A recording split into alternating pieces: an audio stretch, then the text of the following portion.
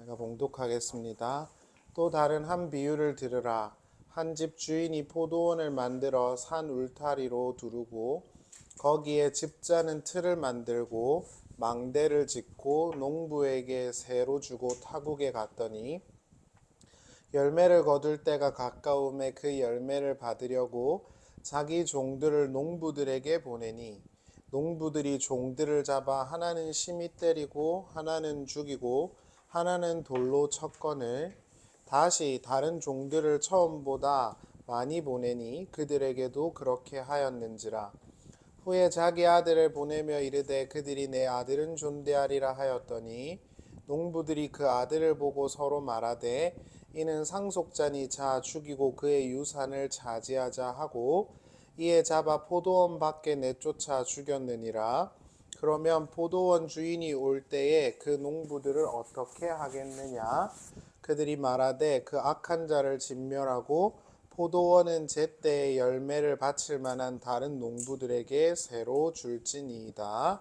아멘. 네, 우리가 지난 시간 새옷과 헌옷 그리고 새부대와 낡은 부대에 관한 말씀을 함께 나누었습니다.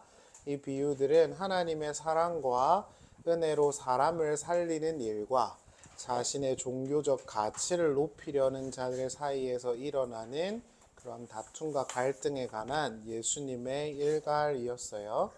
하나님이 우리에게 율법을 주신 이유는 그 안에서 우리가 살아가도록 하기 위한 것이지 어떤 특권을 위해서가 아니다라는 것을 좀 인지해야 한다라는 것이 지난 시간의 내용이었습니다. 오늘은 공관복음에서 공통적으로 등장하는 마지막 비유라고 보시면 될 것 같아요. 지금까지 한 비유들이 다 공관복음에서 이제 공이 등장했던 비유들을 중심으로 했거든요. 그리고 이게 마지막 공간복음의 그 공통되는 비유다 이렇게 보시면 되겠습니다. 그 내용을 조금 간단하게 정리를 해드릴게요. 한 집주인이 포도원을 만들었어요. 그리고 울타리를 두르고 집자는 틀을 심고 망대를 만들었습니다. 그리고 소작농들에게 맡기고 타국으로 갔어요. 그 이후에 열매를 얻기 위해서 종들을 보냈는데 소작농들이 포도원의 주인처럼 행동을 하고 종들을 모욕하고 때려 죽이고 돌로 죽이기도 했어요. 그래서 주인이 자신의 아들을 보내서 그들로 하여금 그 죄를 뉘우치고 다시 관계를 회복하려고 했는데 그 아들마저 포도원 밖에다가 내쫓아 죽였어요. 이 일을 들은 그 집주인이 다시 돌아온다면 이 소작농들에게 어떻게 할까? 아마도 그들을 심판하게 되겠죠. 이 간단한 비유를 예수님께서 하셨어요. 이 비유를 이해하기 위해서 우리가 각 인물을 조금 이해해야 될 것 같거든요. 여기서 포도원을 세운 집주인은 당연히 하나님이에요. 하나님께서 이스라엘과 자신의 관계를 설명할 때 포도원으로 비유한 적이 많이 있어요.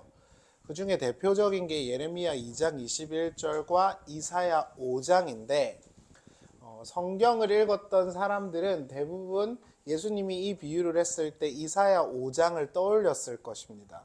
그래서 이사야 5장에 좀 변형이 된 게 오늘 비유라고 보시면 될 것 같은데 이사야 5장 1절을 한번 보겠습니다. 나는 내가 사랑하는 자를 위하여 노래하되 내가 사랑하는 자의 포도원을 노래하리라. 내가 사랑하는 자에게 포도원이 있으며 심히 기름진 사내로다. 땅을 파서 돌을 제하고 극상품 포도나무를 심었도다. 그 중에 망대를 세웠고 또 그 안에 술틀을 팠도다. 비유랑 똑같죠. 좋은 포도맺기를 바랐더니 들포도를 맺었도다. 예루살렘 주민과 유다 사람들아 구하노니 이제 나와 내 포도원 사이에서 사리를 판단하라. 내가 내 포도원을 위하여 행한 것 외에 무엇을 더할 것이 있으랴. 내가 좋은 포도 맺기를 기다렸거늘 들포도를 맺음은 어찌 됨인고. 이제 내가 내 포도원에 어떻게 행할지를 너희에게 이르리라. 내가 그 울타리를 걷어 먹힘을 당하게 하며 그 담을 헐어 짓밟히게 할 것이요. 이렇게 나오죠. 그러니까 예수님께서 하신 비유랑 거의 똑같다고 보시면 될 것 같아요. 따라서 이 비유를 듣는 사람들은 이게 하나님과 이스라엘의 이야기를 예수께서 하고 계시구나라고 인지했을 가능성이 매우 높죠. 하나님은 포도원을 만들어서 이스라엘과 유다라는 소작농에게 그 포도원을 맡겼어요. 그런데 그들은 그 열매를 맺을 때 그것이 나의 것인 것처럼 생각을 하고 주인의 자리를 차지했습니다. 마치 에덴 동산의 아담처럼 말이죠.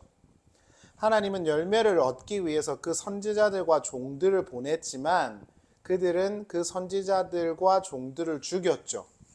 이에 하나님께서 그 아들이신 그리스도를 보냈는데 그들은 포도원 밖 골고다 언덕에서 예수를 죽일 것입니다. 이것이 예수님이 하신 비유예요. 이 비유가 독자들에게 전달하려는 바는 분명한데요. 그것은 하나님의 것을 마치 자신의 것이라고 착각하고 있는 사람들은 하나님의 자리에 앉아 하나님의 것을 훔치게 될 것이고 그들은 반드시 하나님에 의해서 심판을 당할 것이라는 사실입니다. 이제 조금 우리의 언어로 이야기를 좀 하자면 하나님이 우리에게 주신 건 사실 우리에게 선물로 주신 것이잖아요. 그런데 이 신자들은 그래서 청지기 의식이라는 게 필요해요. 내가 가지고 있는 돈이나 자식이나 가정이나 직장이나 다 하나님이 나에게 선물로 주신 섹터라는 인식이 필요하고 그것은 하나님이 나에게 주신 것이기 때문에 하나님이 가져가셔도 또는 하나님이 자기의 뜻대로 사용하셔도 그것에 대해서 감사하는 것이 소위 청지기 의식이라는 것인데 이 이스라엘과 유다 사람들은 그게 전혀 없었던 거예요. 제가 이 스승의 날이었잖아요. 예수님께서 이 스승이라 불리지 말라 그러셨는데 제가 스승의 날에 선물을 많이 받았어요. 학교 선생님들이 케이크 하나도 못 먹는다 그러는데 스승의 날 선물을 많이 받았는데 이번에는 좀 많이 받았어요. 그래서 제가 처음에 딱 스승의 날 선물을 받았을 때는 어떤 생각이 들었냐면 내가 무슨 스승이야. 학교 선생님들이 스승이지. 나는 그냥 돈이나 버는 강사 이렇게 생각을 했단 말이죠. 그런데 어떤 엄마는 뭐 스타벅스 기프티콘을 보내주고 어떤 엄마는 뭐 배송을 해주고 막 이러는 거예요. 그래서 많이 받았어요. 너무 많이 받았는데 그리고 난 다음에 그 다음 날 스승의 날 다음 날이 된 거예요. 그러니까 처음에는 어떤 마음이었냐면은 그래 뭐 내가 스승이야 이랬단 말이에요. 이 사람이잖아요 제가. 그 다음날 애들이 딱 왔어요. 근데 걔네 손을 보는 거예요. 뭐 들고 왔지? 이러고요. 근데 너무 잘해준 애들이 아무 말이 없어. 아무렇지 않았단 말이에요. 근데 아무 말이 없으니까 마음이 어떤 생각이 드냐 하면 좀 괘씸한 거예요. 근데 어떤 마음이 제가 그 순간 딱 들었냐 하면 포도원 이 소작농들이 그랬겠구나라는 생각이 들었어요. 하나님께서 은혜로 선물로 주실 때는 너무 좋았을 거란 말이에요. 근데 고생은 내가 하는 것 같아요. 주인은 그냥 열매만 이렇게 따먹는 것 같아요. 그러니까 이게 괘씸하지 않았겠냐고요. 그냥 다 선물로 받는 건데 안 받아도 상관없던 거였던 건데. 그러니까 제가 하나님의 그 마음과 타락한 인간의 마음을 다 그 순간 느꼈어요. 그래가지고 다 사줬죠. 제가 받은 걸로 다 사줬어요. 그래 이거는 내가 다 나누겠다 해가지고 막 스타벅스 열 몇 잔씩 사줬어요. 한 번 막 거기는 메가커피도 훨씬 비싸더라고요. 다 사줬어요. 다. 그러면서 이거는 그냥 선물로 받은 건데 이런 생각이 드는 거예요. 그러니까 우리의 삶에 신자라면 적어도 그런 인식이 필요하다라는 걸 느낀 거예요. 내가 지금 돈을 벌고 있는 것도 내가 옷을 입는 것도 내가 가족끼리 밥을 먹는 것도 하나님이 은혜와 선물로 준 거라는 인식이 있어야 적어도 신자잖아요. 그런데 이거를 마땅히 이렇게 누리기 시작하면은 어떤 생각이 드느냐 하면 저는 조금 더 왜 안 주시지 이런 생각이 드는 거예요. 그 유명한 명대사 있잖아요. 호의가 계속되면 권리인 줄 안다고. 그러니까 소작농이 딱 그렇다는 거예요. 하나님께서 은혜로 선물로 포도원을 주셨는데 그래서 감사로 열매를 맺어서 계약대로 하면 되는 건데 그게 안 되기 시작하는 거예요. 이렇게 예수님께서 비유를 하셨는데, 그렇다라고 한다면 이 소작농들은 누구냐 하면, 누가는요 보편적 인간들이라고 명시를 하면서도 마태와 마가는 분명하게 대제사장과 바리새인과 서기관들이라고 명시를 했어요. 오늘 이제 우리가 나누게 될 이야기의 핵심이 요겁니다. 하나님을 위해서 살아간다는 것이 하나님을 대적할 수 있다는 걸 알아야 한다가 이 비유의 핵심입니다. 하나님을 위해서 뭔가 열심히 하고 교회에서 봉사하는 것이 하나님을 대적한다는 사실이 좀 이해가 되세요? 그게 이해가 되어야 오늘 본문이 이해가 됩니다. 마태복음 21장 45절을 보시죠. 대제사장들과 바리새인들이 예수의 비유를 듣고 자기들을 가리켜 말씀하신 줄을 알고 잡고자 하나 무리를 무서워하니 이는 그들이 예수를 선지자로 알미였더라. 이렇게 나오죠. 긁힌 겁니다. 소위 이 비유를 딱 하자마자 바리새인과 대제사장이 비유를 듣고 화가 났대요. 그럼 이 소작농들은 누구죠? 바리새인과 서기관들 그리고 대제사장들입니다. 이 사람들은 하나같이 누구죠? 하나님의 종들, 바로 종교 지도자들이었어요. 따라서 이 비유를 예수께서 하신 이유는 지식보다 열심히 앞서게 될 때 엄청난 문제가 생긴다는 걸 주지시킨 것입니다. 열심히 지식을 앞서면 문제가 된다고요. 다시 한 번 더 강조해서 말씀드리지만 하나님께 대한 이해와 지식이 없는 채로 내 종교심에 심취한 이들은 하나님의 대적자가 될 가능성이 매우 높습니다. 깔뱅이 이 비유에 대해서 이렇게 서술을 하고 있어요. 한번 보시죠. 이 비유의 요지는 제사장들을 비롯해서 교회의 지도자들이 악한 마음을 지니고서 하나님으로부터 하나님께 속한 것들을 속여 빼앗고자 하는 것은 전혀 새삼스러운 일이 아니라는 것이다. 왜냐하면 그들은 오래전부터 선지자들에 대하여 동일한 종류의 짓을 일삼아 왔고 이제는 하나님의 아들까지 죽일 작정을 하고 있기 때문이다. 그러나 하나님께서는 그에게 속한 것들을 지키실 것이기 때문에 그들은 결국 그들이 저지른 일에 대해 벌을 받게 될 것이다. 이 비유의 목적은 두 가지인데 하나는 제사장들의 비열하고 악한 배은망덕함을 책망하는 것이었고 두 번째는 곧 있을 그리스도의 죽음에 의해서 생겨나게 될 걸림돌을 제거하는 것이었다. 이게 깔뱅이 말한 것입니다. 전 어릴 때 하나님께 대한 이해가 없는 채로 열심히만 하면 하나님을 기쁘게 할 수 있다고 믿었어요. 그리고 그렇게 대부분 제 어릴 때 목사님들이 가르쳤고요. 물론 하나님을 기쁘시게 한다기보다는 내가 무언가를 하고 있다라는 성취감을 느꼈다가 정확한 설명일 것 같아요. 교회에서 요구하는 것들을 지키고 수련회를 다니고 기도와 봉사와 헌금을 누구보다 열심히 하면 하나님께서 저를 기특히 여겨서 크게 쓰실 것이라고 믿었어요. 이 구조 안에서 자연스럽게 논리적인 귀결이 하나 생기는데 그건 크고 유명한 자들이 하나님께 인정받은 자라는 것이었어요. 그래서 사람들에게 큰 교회의 담임 목사님이나 훌륭한 부흥사들은 하나님 곁에 있는 사람들처럼 인식이 되어졌어요. 그 사람들이 신방을 오면 마치 예수님이 오시는 것과 같은 느낌을 받기도 하는 것이죠. 그러나 이 모든 구조가 사실은 하나님을 위해서가 아니라 나를 위해서라는 걸 깨닫게 되었을 때 붕괴되었습니다. 인간이 열심히 만든 종교란 울타리와 틀 안에서의 주인은 나이지 하나님이 아니었어요. 따라서 나란 존재가 포도원의 중심이 되고 나의 영광과 유익을 숨기기 위해서 가장 먼저 할 수 있었던 건 하나님을 위해서였어요.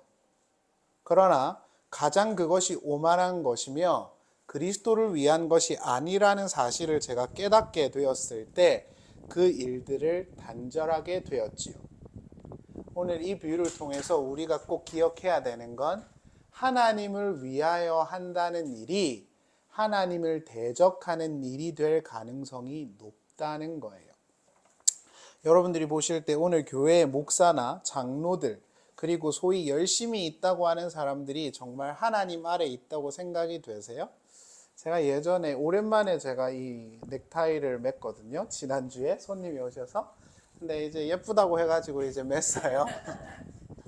근데 제가 이렇게 넥타이를 이렇게 메고 있었더니 옆에서 말하는 거예요.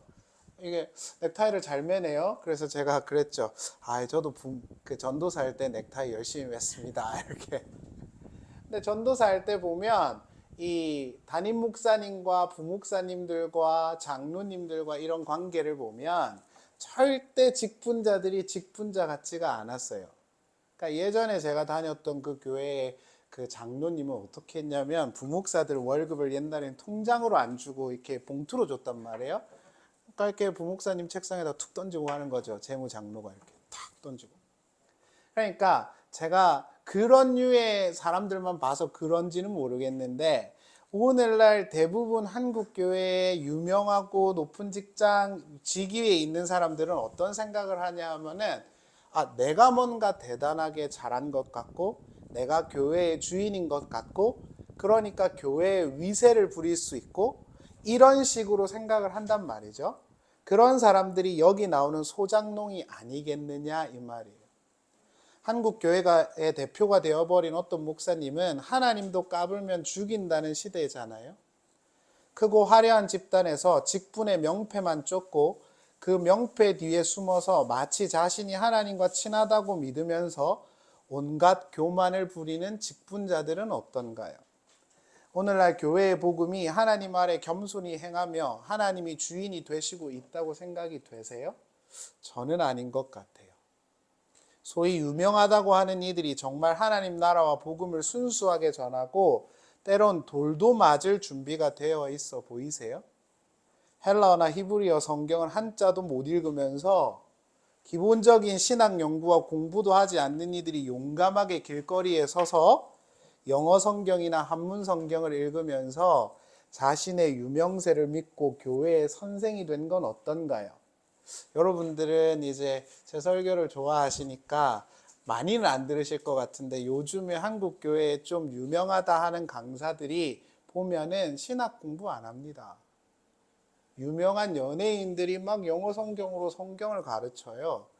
제가 어떤 생각을 하냐면 그분들이 제 걸 듣진 않겠지만 용감하다. 어떻게 저렇게 용감하게 할 수 있을까? 저걸 믿고. 더해서 사람들이 원하는 기복적인 복음을 증거하고 좌나 우로 극단적으로 치우친 정치 목사들은 어떤가요? 자칭 예언자들은 어떤가요? 얼마 전에 저희 교회 그 큰 교회에서 부목하는 저희 친구가 보여주더라고요. 한국에서 유명한 그 요즘에 유명한 전도사라는 뭐 박머시기가 있는데 보여주니까 그 사람이 뭐라 그랬냐면은 하나님이 한국에서 일어날 일을 들려주셨다 뭐 이런 거다. 너무 애석하지만 하나님보다 더 높은 자리에 앉아 있는 목사나 유명자나 직분자들이 많습니다. 그런 이들을 저는 어떻게 부르냐 하면 사꾼이라고 부릅니다. 돈을 좋아하는 사람들이죠. 그래서 목사들이나 높은 직분자나 돈 많은 장로나 또 그런 뒤를 쫓아다니는 전도사들도 많아요. 놀랍죠. 그러니까 저는 놀라워요. 그러니까 담임 목사 뒤에서 그 사람 비위 맞추고 돈 많은 장로들한테 편지 쓰고 이런 그 소위 말하는 전도사나 부목사들이 많단 말이에요. 근데 자기는 주의 종이래요. 얼마나 웃겨요. 제가 제일 형용 모순이라고 생각하는 게 뭐냐면요. 자기는 주의 종이래요. 근데 성도들을 노예처럼 부려요. 그러니까 그게 말이 안 맞잖아요. 그러니까 그런 류의 사람들이 오늘날의 이 바리새인과 대제사장과 서기관들이라고 하는 사람들과 다를 바가 있겠느냐고요. 자기 힘으로는 돈을 한 푼도 벌어본 적은 없으면서 온갖 명목으로 헌금과 11조를 강조하고 그 돈으로 자신과 자식들의 배를 불리면서 수억짜리 차와 집을 타고 다니는 사람들은 어떤가요? 그 사람들은 목사라고 할 수 있나요? 존 칼빈이 이렇게 그 시대의 교황과 주교들에게 일가를 했습니다. 조금 보겠습니다. 오늘날 교황과 그의 주교들은 그들이 목회자의 직분을 맡고 있기 때문에 모든 신자들은 모든 일에서 그들을 믿고 따르는 것이 당연하다고 주장한다. 이게 제가 쓴 게 아니에요. 존 칼빈이 그 당시에 목사들에게 쓴 겁니다. 설령 그들이 교회를 다스리도록 합법적으로 부르심을 받았다 하더라도 그들은 단지 교회를 섬기는 성직자들일 뿐이기 때문에 그 이상의 어떤 권한도 주장할 수 없고, 이 표현이 너무 인상 깊었는데, 심지어 소명이라는 말조차도 그들의 입에선 올려선 안 된다. 제가 쓴 말이 아니에요. 자기 스스로가 소명이라고 말도 하지 말래요. 왜냐하면 그들에게 그런 전제적인 권력이 수여되는 순간 교회의 질서는 필연적으로 무너질 수밖에 없기 때문이다. 성령이 이것을 우리에게 분명하게 경고하신 것은 어떤 부르심이 이름뿐인 면목상의 것인지 아니면 진정한 존귀함을 수반한 것인지에 대하여 그 누구도 속지 않게 하시기 위한 것이다. 이렇게 깔뱅이 썼습니다. 각설하고 예수께서 이 비유를 하신 이유는 무지하고 전통처럼 지키는 종교적인 열심의 무서움을 보여주기 위해서죠. 하나님을 위해서 무언가를 하는 이들이 정작 하나님을 대적하고 있다는 것을 알려주기 위해서였어요. 이 땅의 선민이라고 자처하는 이스라엘이 바로 걸린 덫이 이것이었죠. 그래서 우리는 대부분 아닌 거로 제가 확신을 하지만 종교적인 열심이 얼마나 무서운지를 오늘 아침에 우리가 잘 생각해 보고자 이 비유를 나누고 있는 거예요. 사도 바울이 그 당시에 이스라엘을 이렇게 평가합니다. 로마서 10장 2절을 보시죠. 내가 증언하노니 그들이 하나님께 열심히 있으나 올바른 지식을 따른 것이 아니니라. 이거를 좀 헬라어 원문으로 그대로 읽어드릴게요. 말티레오는 마르투스의 동사 형태예요. 그래서 증언한다 이런 뜻이에요. 가르는 왜냐하면 뭐 이런 뜻이고요. 아우토이스는 그들에게라는 뜻이에요. 호티는 이제 명사절, 목적절이에요. 젤론데우 에코신 이렇게 되어 있는데 이걸 직역하면 내가 그들에게 증언한다. 그들이 하나님을 향한 열심을 갖고 있지만 그 뜻을 온전히 이해한 것은 아니다예요. 그 당시에 이스라엘이 하나님에게 버림을 받았던 이유는 뭐 때문이라고요? 열심 때문입니다. 여기서 젤론이라는 건 이스라엘 사람들에게 아주 중요한 단어였어요. 이스라엘 사람들이 가장 좋아했던 게 젤론이거든요. 하나님께 열심을 낸다라는 거예요. 근데 아이러니컬하게 한국교회에서 제일 좋아하는 단어가 뭐죠? 열정이죠. 입만 열면 하나님을 주님이라고 부르던 이스라엘이 하나님과 가장 멀리 있는 집단이 된 이유는 열정은 있지만 지식이 없었기 때문이에요. 헬라 원문으로 보면 젤론데우 에코신인데 속격이에요. 그래서 이걸 그대로 직역하면 이상해져요. 하나님의 열심이라고 돼 있어요. 헬라 원문 그대로 직역하면. 그러니까 하나님께 열심이라고 바꾼 거예요. 한글 개역 성경은. 그들은 스스로 기만해서 하나님을 향한 열심을 갖고 최선을 다해서 그분을 섬겼어요.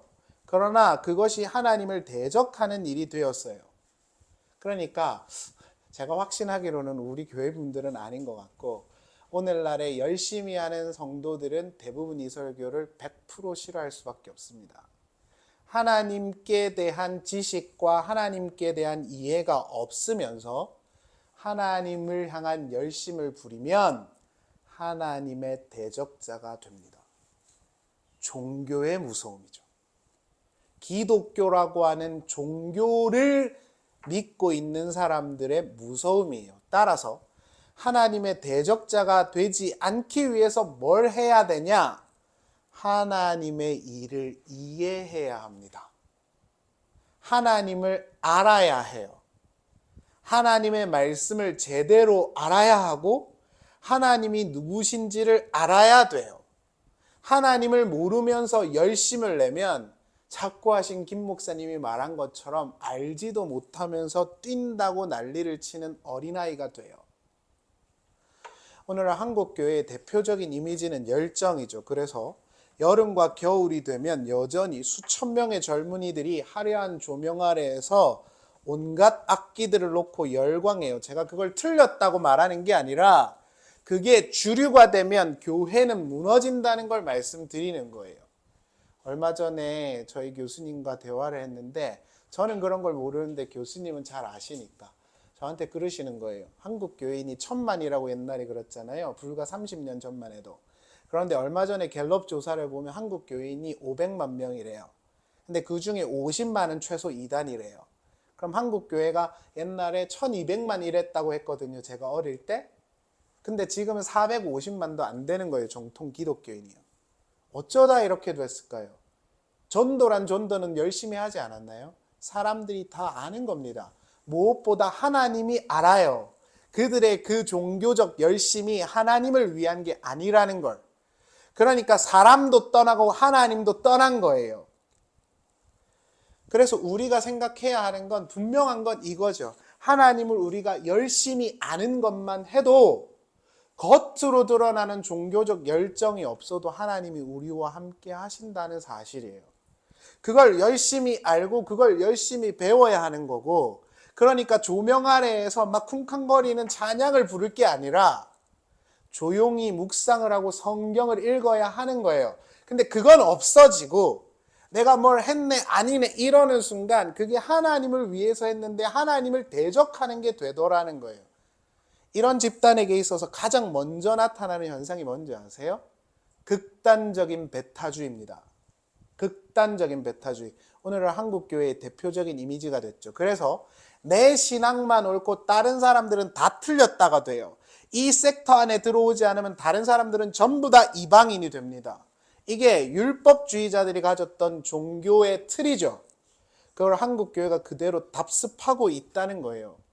그래서 우리 몇 명 안 되지만 작은 집단이지만 우리 먼저 제가 간절히 바라는 건 하나님을 알아야 한다는 거예요. 하나님을 알되 열심히 알아야 되죠. 뭘 모르면서 이걸 하나님을 위한 거라고 뭘 하지 말고 먼저 하나님이 누구신지를 알고 하나님의 약속이 무엇인지를 알고 하나님이 우리에게 무엇을 행하고자 하시는지를 알아야 그 뒤에 그걸 따라갈 수 있는데 이거는 전혀 몰라요. 그러니까 성경이 어디 붙었는지도 모르면서 성경에서 그렇게 말한다고 믿고 그렇게 한단 말이에요. 그게 바로 뭐냐? 마르크스가 말했던 마약과 같은 종교인 거예요. 예수님은 그걸 지금 경계하신 거죠. 로마서 10장 3절을 보시죠. 하나님의 의를 모르고 자기 의를 세우려고 힘써 하나님의 의에 복종하지 아니하였느니라. 너무 중요해서 헬라어로 조금 읽어드릴게요. 우리 성도님들은 헬라어 이런 거 좋아하시더라고요. 너무 감사하게. 가르, 아그논테스, 텐투, 데우, 디카이오, 슈넨 이렇게 되어 있는데 아가 붙잖아요. 학원 강사는 아닌데 직업병에 있어서 아가 붙으면 헬라어는 부정이에요. 접두어로. 그래서 아그논테스 이렇게 말하면 모른다라는 뜻이에요. 여러분들이 아시는 그노시스 있잖아요. 그 단어에 아가 붙은 거예요. 텐투 데우는 하나님이죠. 데우스니까. 디코이슈너니는 이제 하나님의 의예요. 그러니까 하나님의 의를 절대 모르고 이런 뜻이에요. 그 뒤에 보시면 카이텐, 이디안 이 단어가 중요한데 요즘에는 많이 안 보이는데 이디아 있잖아요. 이디아. 그 단어입니다. 이디아. 물론 그 창업주가 그렇게 쓰셨는지 모르겠지만 이디아 이게 핵심이에요. 스테사이, 제툰테스는 스테사이는 세우다고 제툰테스는 찾다예요. 디카요 신투 데우 우크 위페타게사스 이렇게 되어 있는데 이걸 그대로 직역하면 오직 자신의 것만을 추구하고 세우며 하나님의 의에 절대 복종하지 않았다 이렇게 되어 있어요. 여기서 기억하셔야 되는 건 자신이에요. 이디아예요. 이디아란 단어 자체는 그 당시에 selfish, 자기로 똘똘 뭉친 세상을 말해요. 내가 중심인 세상, 그걸 이디아라 그럽니다. 이스라엘이 하나님을 위해서 한다고 말하지만 정작 그 스팟라이트는 자기에게 있었다는 거예요. 그래서 하나님이 뭘 하려고 하는지를 모르는 거예요. 그래서 내 걸 세우고 히스테미예요. 그 다음에 제툰타이, 추구했다 이렇게 말해요. 이런 상태가 되면 누구를 인정 안 하는 줄 아세요? 하나님을 인정하지 않습니다. 이 역설을 꼭 이해하셔야 돼요. 나라는 사람이 거기서 스팟라이트를 받고 있는 종교 생활이, 기독교의 교회 생활이 하나님을 받아들이지를 않는다고요.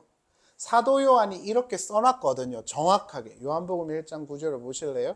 참빛 곧 세상에 와서 각 사람에게 비추는 빛이 있었나니 그가 세상에 계셨으며 세상은 그로 말미암아 지은 바 되었을 때 세상이 그를 알지 못하였고, 똑같은 거예요. 진리이신 빛이신 예수가 오셨는데 예수 그리스도를 몰라요. 그러니까 어둠이에요. 그리고 받아들이지를 않아요. 근데 왜 안 받아들였을까요? 여러분, 예수님이 얼마 전에 이제 저 찍어주셔가지고 이렇게 브이로그처럼 찍었는데, 예수님이 제 옆에 오시면 어떡할 건가요? 물어봐서 제가 빕스 사드리겠다 그랬어요. 빕스 100번도 사드리죠. 아니, 예수님이랑 할 수 있으면 빕스 10,000번도 사드리죠. 전 재산 털어가지고. 근데 예수님 옆에 오면 받아들이지 않겠어요? 근데 안 받아들였대요. 왜 안 받아들였을까요? 요한이 이렇게 써요. 11절 보실래요? 자기 땅에 오면 자기 백성이 영접하지 아니하였으나, 여기서 자기 땅, 자기 백성 이렇게 번역될 단어가 없어요. 헬라 원문으로 보면 그냥 딱 이디아라고 명시되어 있어요. 똑같은 단어예요. 로마서 10장과.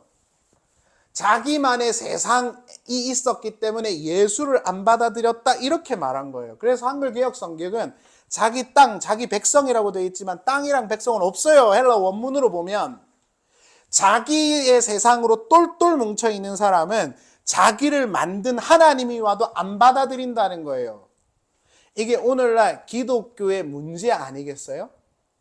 하나님을 위해서 한대요. 그런데 전부 다 들여다보면 나를 위한 거예요. 내가 복받고 내가 잘되고 내 새끼들이 잘되기 위해서 하나님을 섬기는 거라고요. 그러면 예수님이 오셔도 절대 안 받아들인다니까요. 근데 우리는 지금 예수님, 여러분들이 예수님 오시면 빕스 안 사드리실 거예요. 사드릴 거잖아요. 100번이고 10,000번이고. 내 세계가 붕괴되지 않은 사람은 절대 그리스도를 만날 수가 없어요. 예수를 위해서 있다 해도 말이죠. 그러니까 우리가 오늘날 해야 되는 건 뭐냐? 하나님이, 그리스도께서 행하시는 일이 무엇인지를 우리 마음에 떠오를 때까지 묵상하고 경청해야 합니다. 하나님이 원하시는 건 찬양 집회에 가서 들고 뛰는 게 아니라, 하나님이 원하시는 건 조용히 책상에 앉아서 아버지의 말씀을 들고 읽는 것입니다. 그 속에서 아버지가 이루어 가시고자 하는 일들을 배우는 것이고, 그래서 하나님 이렇게 되도록 하시는 게 맞네요라고 생각하며 끌려가야 하는 거예요. 그런데 이게 결여돼 있는 상태에서 하나님 받으세요 하고 헌금 갖다 바치면 그게 하나님을 모욕하는 일이 된다는 거죠. 제가 너무 감사했던 게, 지난주에 우리 교수님께서 그 말씀 카드 여기는 안 할 것 같다고 그러셨잖아요. 그래서 제가 내가 잘했구나 이러면서 우린 그런 거 없잖아요. 네, 교수님이 전 그런 말 한 적이 없거든요. 근데 교수님이 여기는 안 할 것 같아요 그러잖아요. 그러니까 우리가 정말 해야 되는 건 나를 위한 게 아니라 나를 만드신 자를 위해서 내가 있다라는 걸 인정하고 하나님에게 내 삶을 갖다 맡기면서 하루하루 사는 것만 하면 되는데, 이게 안 되니까 뭘 하는 거냐 하면 자꾸 하나님을 섬겨서 내가 원하는 게 되겠다는 거잖아요. 그러는 순간 하나님은 쫓겨난다니까요. 밖으로. 깔뱅이 이렇게 썼어요. 제가 이렇게 말하면 좀 그러니까 권위자의 말을 빌려야죠. 깔뱅이 이렇게 썼습니다. 근데 너무 좋아하시네요. 이런 글들을. 원래 이런 거 다른 교회 목사님이 이렇게 설교하면 한 절반은 다 존다 그랬는데 그러므로 그리스도께서는 믿음이 약한 자들에게 이전에도 수많은 선지자들이 제사장에 의해서 차례차례 죽임을 당했다는 사실을 명심하고서 이 비슷한 일이 그에게 일어난다고 해도 혼란스러워할 필요가 없다는 것을 미리 보여주신다. 자, 이제 말씀을 마무리하면서 제가 이 부분을 왜 인용했냐면, 이제 비유의 취지를 우리가 이해했잖아요. 근데 깔뱅은 이렇게 말을 해요. 예수님께서 이런 비유를 하신 이유 중에 하나는 예수님이 십자가에 달려 죽는다고 해도 믿음이 약한 자들이 실망하지 않게 하기 위해서 이렇게 하셨다라고 깔뱅이 덧붙입니다. 오늘 저는 이 파트를 마지막으로 우리 성도님들과 나누고 싶었어요. 하나님께서 일을 하실 적에 있어서 선지자와 제사장들이 안 죽게 해주면 되는 거 아니에요? 좀 불경스러운가요? 제가 이 글을 보면서 이 비유를 보면서 어떤 생각을 했냐면 아니 왜 죽고 나서 그럼 군대를 보내요? 아예 보내갖고 싹 다 죽여버리지. 종들이 죽는 걸 왜 냅두냐고요. 아들이 죽는 걸 왜 냅두냐고요. 그렇게 하나님이 일하신다는 걸 기억하셔야 돼요. 하나님은 우리가 원하는 대로 우리를 보호하시기 위해서 먼저 하는 게 아니라 그 일들을 다 겪어가게 하시면서도 함께 하시겠다라는 이야기를 하고 있는 것이에요. 왜 예수를 믿는데 우리에겐 힘든 일이 있고 그 아들이 죽는 것까지 허락하실까요? 그때 우리가 생각할 수도 있죠. 하나님이 없는 거 아니야 이렇게. 그게 아니라 오히려 그렇게 하나님이 일하신다는 걸 명심하셔야 돼요. 그래서 하나님이 내가 원하는 대로 내 삶을 안 만들어 주셔. 그래서 하나님이 나를 실망시키는 것 같아. 그 속에 하나님이 계시다는 걸 이해하셔야 돼요. 제가 그 깔뱅의 글을 맨날 읽거든요. 성경이랑. 근데 제가 읽으면 읽을수록 요즘에 이해가 잘 안 돼요. 하나님이. 왜 이해가 안 돼? 이해가 잘 되시나 보다. 저는 하나님이 이해가 잘 안 돼요. 왜 꼭 굳이 돈 없는 마리아에게 오셨을까요? 예수님은. 지질이 궁상같이. 마리아의 집이 가난해요. 여러분들이 아시다시피 어린애가 이렇게 8일이 되면 하나님께 정결 예식을 갖다 바치거든요. 그때 돈 많은 집은 뭘 갖다 바치느냐? 어린 양을 갖다 바쳐요. 근데 어린 양을 바칠 돈이 없는 애는 뭘 갖다 바치느냐? 집 비둘기를 갖다 바쳐요. 극빈곤층은요. 마리아가 예수의 성결 예식을 하러 가는데 뭘 갖다 바쳤어요? 비둘기를 갖다 바쳤어요. 이 말인즉슨 뭐냐? 마리아는 돈이 죽도록 없었다는 소리예요. 예수님은 꼭 오셔도 헤롯 왕궁, 로마 옥타비아누스의 왕궁에 오시지를 않고 저기 아무것도 없는 짐승 말 구유통에 오셨네요. 이해가 안 돼요. 저는 그걸 볼 때마다. 예수님은 왜 십자가를 지셔야 되죠? 그냥 아예 뭐 옥타비아누스처럼 막 클레오파트라 끌고 다니면서 전쟁에서 다 이기면 안 되나요? 저는 복음서를 읽으면 하나도 이해가 안 돼요, 이제. 정말 한 구절도 이해가 안 돼요. 어떻게 하나님은 그렇게 하시죠? 근데 우리의 인생을 이렇게 들여다보면 그렇잖아요.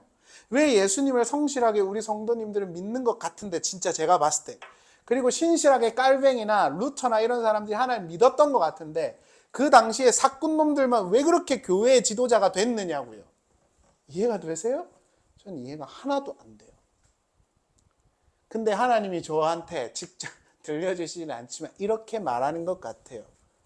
그게 내가 일하는 방식이다. 인간이 이해할 수 없도록 하는 방식이야. 그때 신자는 어떻게 하느냐? 그걸 수용합니다. 마리아처럼 주여 여종이 듣겠나이다. 뜻대로 되어지리이다. 그런 이들을 통해서 역사가 이루어져 갔다는 걸 기억하셔야 돼요. 하나님이 유명한 연예인들 성경 가르치고 그딴 거 좋아하지 않는다고요. 지들이 뭘 안다고 가르쳐요. 까서 미안하지만 영향력도 없는. 하나님은 하나님의 뜻하심과 일하심을 믿고 하루하루 성실하게 그대로 끌려가고자 하는 사람들 있잖아요. 그런 사람들을 통해서 역사하셨습니다. 그래서 우리가 하나님을 믿는 겁니다. 우리가 대단하지 않아도. 제가 아까도 말씀드렸는데 여담인데 진짜 제가 어제 저의 졸렬함을 봤어요. 정말 저랑 친하지 않은 학부모님들도 기프티콘을 막 보내주는 거예요. 그래서 제가 너무 처음에는 민망한 거예요. 내가 무슨 스승이라고. 뭐 선물 보내주신 분들 중에 진짜 학교 선생님도 있어요. 아들이 학교학원을 다니는 학원생들이 많으니까 많이 보내줄 거 아닙니까? 그런데 진짜 제가 몇 년 동안 챙겨준 애는 아무 말 없어요. 그러니까 제가 마음에 어떤 생각이 드냐면 비교가 되는 거예요. 거기서 하나를 알았죠. 나를 불안하게 하는 건 두 가지인데 제가 저를 관찰하는 걸 좋아하거든요. 근데 여러분들도 공감하실 것 같아요. 나를 불안하게 하고 나를 뭔가 불만스럽게 하는 게 두 가지가 있는 것 같아요. 첫 번째는요. 김창옥 쇼가 되는데 이러면 비교의식이요. 지금 내가 너무 좋은데 조금만 눈을 들어서 다른 학원을 보잖아요. 좀 적어 보여요. 너무 놀랐어요. 두 번째는 같은 결인데 내일을 생각하면 그렇더라고요. 내일 뭐 해 먹지? 이런 생각이 딱 드니까 불안해요. 얘 엄마는 기프티콘 이걸 보내줬는데 제 엄마는 안 보내줘. 비교가 되니까 졸렬해지더라고요, 마음이. 초장롱도 그렇지 않았을까요? 하나님이 은혜로 그 포도원을 맡기신 것에 감사했다면 이런 일이 있었을까요? 더 가지고 싶고 더 차지하고 싶은 욕심이 아담을 에덴에서 쫓아내게 했다는 걸 기억하시면 좋을 것 같아요. 하나님께서 이해할 수 없는 방법으로 일하신다. 그래서 지금 우리를 통해 일하신다. 믿고 성실하게 살아가는 우리가 되기를 간절히 바랍니다. 잠깐 기도하면 좋겠습니다. 우리 함께 기도하실 때 혹시 하나님이 나에게 주신 것에 대해서 지금 비교하고 있지 않나? 소장농처럼 하나님이 나에게 그냥 은혜로 포도원을 맡겨주신 건데 이게 내 거라고 생각하고 있지 않나? 그래서 지금 불만이 되지 않나 한번 생각해 보면 좋을 것 같고, 저처럼 하나님은 왜 이렇게 크게 역사하지 않으실까? 왜 이렇게 불행한 일을 주실까? 나는 왜 이렇게 초라할까? 라는 것 때문에 속상한 분이 계시다면 하나님이 그렇게 일하고 계시다라는 걸 믿고 이름도 없었던 마리아처럼 주여 뜻대로 나에게 되어지리이다 라고 고백하면서 하루하루 살아갈 수 있는 믿음이 있게 해주시기를 잠깐 기도하면 좋겠습니다. 기도하겠습니다. 욥이 일어나 겉옷을 찢고 머리를 밀며 땅에 엎드려 예배하며 이르되 내가 모태에서 알몸으로 나왔은즉 또한 알몸이 그리로 돌아갈지라. 주시니도 여호와시요 거두시니도 여호와시니 여호와의 이름이 찬양을 받기를 원합니다 하고 이 모든 일에 욥이 범죄하지 아니하고 하나님을 향하여 원망하지 아니하니라. 아멘.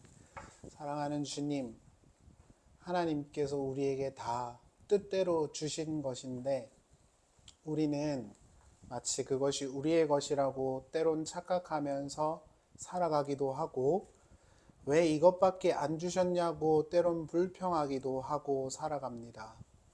그래서 하나님께서 우리에게 주신 것을 누리고 감사하기보다는 내가 가지고 있는 다른 이들과 비교하며 스스로를 불행하게 생각하고 스스로를 미련하게 생각하고 때로는 스스로를 우울하게 생각합니다.